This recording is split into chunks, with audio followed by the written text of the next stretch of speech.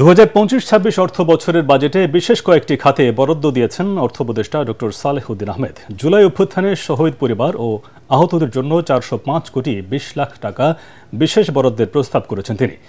চলতি অর্থ বছরে তাদের কর মুক্তিও দেওয়া হয়েছে। নতুন করদাতাদের ন্যূনতম কর এবার ধরা হয়েছে 1000 টাকা।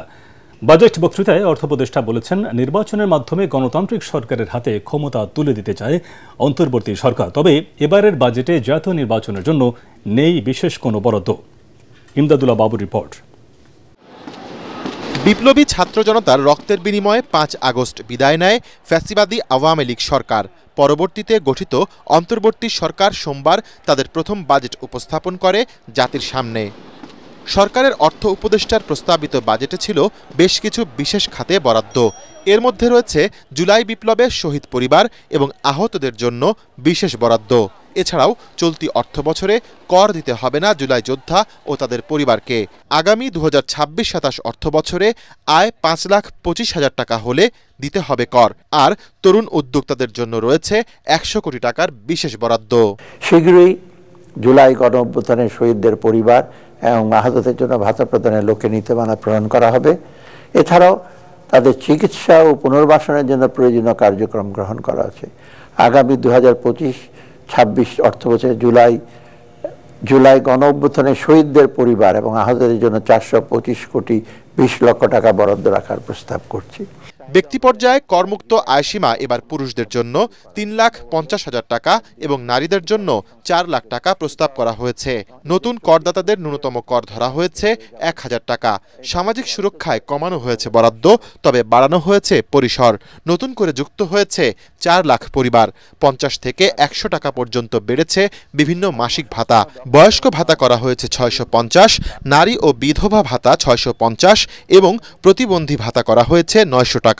পেনশন ছাড়া সামাজিক নিরাপত্তা খাতে বরাদ্দ দেওয়া হয়েছে প্রায় 91,500 কোটি টাকা। সরকারি চাকরিজীবীদের বিশেষ সুবিধা দিতে অর্থ বরাদ্দের প্রস্তাব করেছেন অর্থ উপদেষ্টা। তিনি বলছেন, বাজেটে মানুষের জীবিকার নিরাপত্তায় দেয়া হয়েছে বিশেষ গুরুত্ব। অর্থনৈতিক স্থিতিশীলতা ফিরিয়ে এনে একটি উন্নত সমাজ বিনির্মাণের উদ্দেশ্যে আমরা যে সকল কার্যক্রম গ্রহণ করেছি তার মূল লক্ষ্য হচ্ছে শূন্য দারিদ্র্য, শূন্য বেকারত্ব এবং শূন্য কার্বন ভিত্তিক সমাজ বিনির্মাণ, যার মাধ্যমে আমূল পরিবর্তন হবে দেশের মানুষের জীবনমানের এবং মুক্তি মিলবে বৈষম্যের দুষ্ট চক্র থেকে। 2025-26 অর্থ বছরে নির্বাচন কমিশন সচিবালয়ের জন্য বরাদ্দ দেওয়া হয়েছে 2,956 কোটি টাকা। তবে জাতীয় নির্বাচনের জন্য বাজেটে আলাদা কোনো বরাদ্দ নেই। অন্তর্বর্তী সরকারের অন্যতম লক্ষ্য হল নির্বাচন ব্যবস্থার সংস্কার।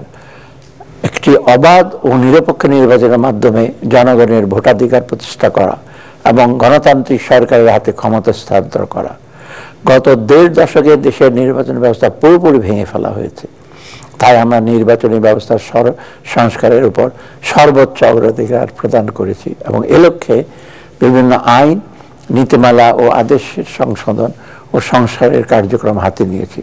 এছাড়া স্বাস্থ্য খাতে গত অর্থ বছরের তুলনায় বাড়িয়ে বরাদ্দ দেওয়া হয়েছে 41,908 কোটি টাকা। ইমদাদুল্লাহ বাবু, ATN বাংলা, ঢাকা।